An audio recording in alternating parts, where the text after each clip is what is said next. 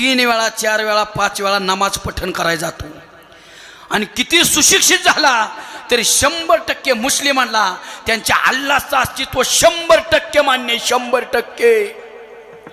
पण आपल्या हिंदूंच्या मूर्खावलादी 50% सुशिक्षणला आपल्या हिंदू धर्मातल्या 50% सुशिक्षित झालेल्या लोकांना आपल्या देव धर्माचं अस्तित्व मान्य नाही. संशोधन चालू आहे आपल्या लोकांचं, देव आहे का नाही ह्याच्याव. कुणापासून धोका आहे, कुणापासून धोका आहे? आपल्यापासून धोका आहे, लक्षात असू द्या.